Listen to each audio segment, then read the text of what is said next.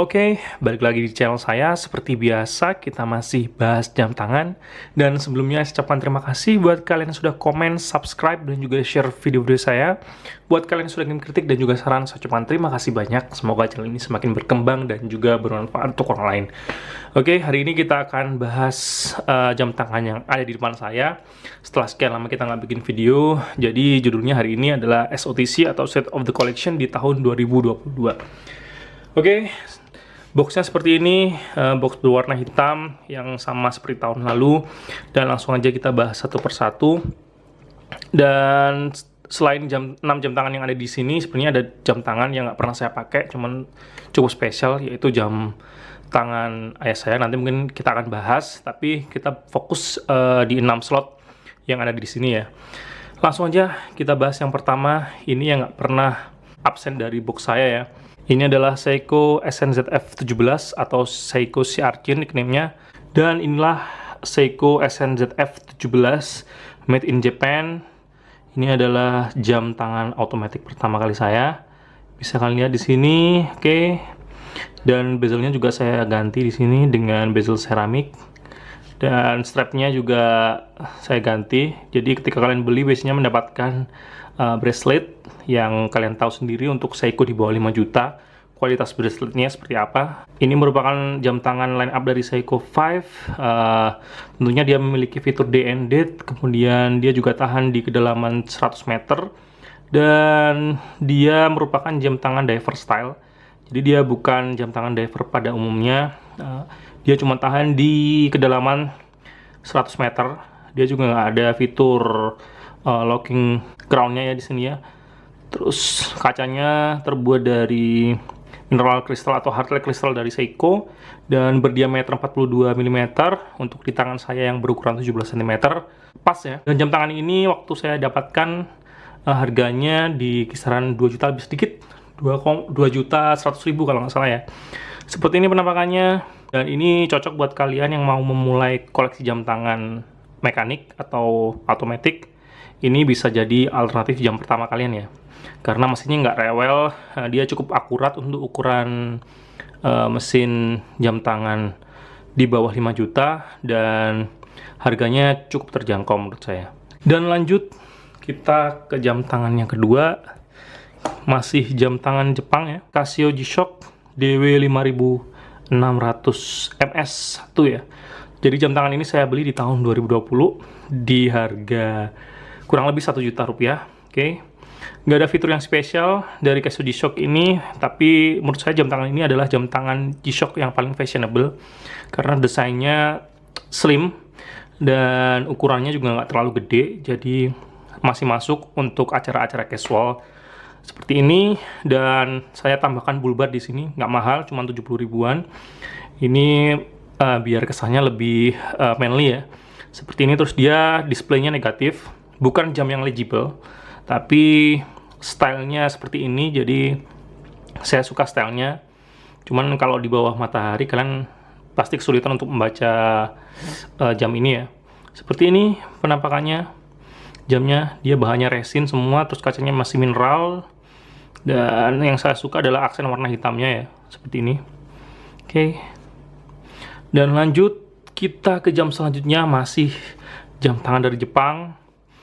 Masih sama bentuknya seperti DW5600, atau ini juga jam tangan 5000 series ya. Seperti ini penampakannya. Ini adalah Casio, dan jam tangan ini saya dapatkan di tahun 2020. Jadi jam tangan ini dulunya merupakan jam tangan yang dirilis oleh Casio G-Shock untuk memperingati anniversary-nya di tahun 2012 ya. Dan dia merilis di 3 model waktu itu. Ada yang warna silver seperti ini, kemudian ada yang warna gold, dan juga ada warna hitam ya. Pada waktu rilis harganya terlalu mahal menurut saya dan overpriced ya, karena harganya di 10 jutaan, tapi sekarang udah lebih turun dan kalian bisa mendapatkan jam tangan ini di kisaran 7 jutaan ya. Meskipun teknologinya bukan teknologi yang canggih untuk G-Shock, masih banyak kasih G-Shock dengan teknologi yang lebih canggih daripada ini. Jadi dia fiturnya cuman ada hold time, kemudian dia juga bisa synchronize dengan HP, jadi kalian nggak perlu repot-repot setting di sini. Untuk setting jamnya bisa ngikut ke jam yang ada di HP kalian ya. Kemudian dia juga ada taf solar. Jadi bentuk atau pattern brick yang ada di sini ini adalah solar panelnya. Dan terus dia juga full stainless steel ya bodinya ya. Kemudian ada DLC-nya di backcase-nya, bisa kalian lihat di sini. Jadi backcase-nya DLC. Kemudian di dalamnya juga ada semacam lapisan karbon ya di bawah lapisan stainless steel ini. Lanjut kita ke jam tangan selanjutnya. Dan selanjutnya merupakan jam tangan Laco 1925 Augsburg 39 mm. Jadi jam tangan ini saya beli di akhir tahun 2020 di harga kurang lebih 6 jutaan. Oke, seperti ini penampakannya. Strapnya leather, kemudian dia berukuran 39 mm tentunya karena dia 39 mm. Terus kacanya sudah safir dan movementnya Miyota 821A ya. Terus dia juga hand shaking, jadi ketika saya tarik crownnya, detiknya juga berhenti. Saya suka jam tangan ini karena desainnya cukup simple dan Laco sendiri merupakan salah satu pionir yang meluncurkan jam tangan Flieger ya. Jadi menurut saya cukup worth it untuk memiliki jam tangan ini karena ini adalah jam tangan entry level dari Laco, meskipun movementnya masih menggunakan Miyota, which is bukan movement yang mahal, tapi Laco sudah merefine mesin ini dan menurut saya jam tangan ini cukup akurat ya. Bisa kalian lihat seperti ini penampakannya, berukuran 39 mm dan cukup tebal juga di sini.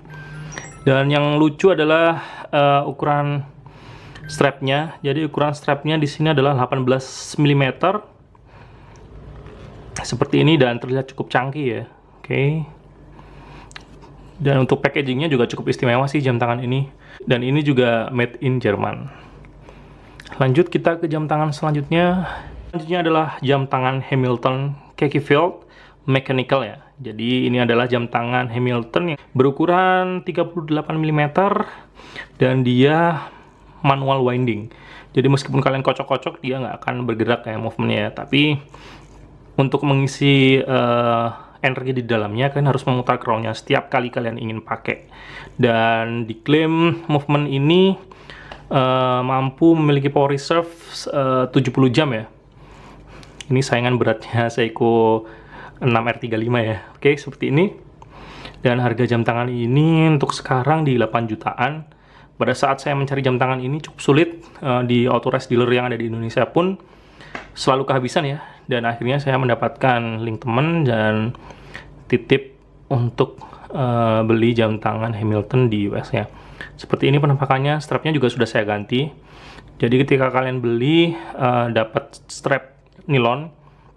Tapi ada juga varian yang memang menggunakan strap leather, cuman saya memilih yang nilon dan saya menggantinya sendiri dengan strap leather saya sendiri. Warnanya olive seperti ini dan dia juga ada lapisan DLC-nya. Cukup tipis dan ini mengingatkan pada perang Vietnam ya. Movementnya sendiri merupakan movement ETA basicnya atau Hamilton menyebutnya dengan movement H50 ya. Oke, jam tangan ini cukup worth it dan saya sekarang lebih suka jam tangan dengan dial polos tanpa date ya. Lanjut kita ke jam tangan selanjutnya. Dan ini adalah jam tangan yang baru saya pinang ya. Ini adalah jam tangan Fredrikon Stangenif Automatic berukuran 41 mm. Dia tebalnya di 9 mm. Kemudian laknya 20 mm dan dia hadir dengan bracelet ya. Jadi jam tangan ini saya dapatkan di rentang harga 7 sampai dengan 9 jutaan. Menurut saya cukup worth it karena barunya jam tangan ini masih di harga 16 sampai dengan 17 jutaan. Dan kalian bisa cari di marketplace. Harga jam tangan ini cukup jatuh di harga secondnya ya. Dan menurut saya itu worth it banget untuk memiliki secondnya.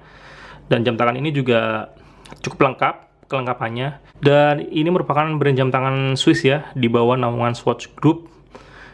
Seperti ini penampakannya. Ini merupakan jam tangan formal, dan dialnya seperti ini atau Romawi ya. Terus dia ada date-nya juga, dan dia berpenggerak mesin Sellita.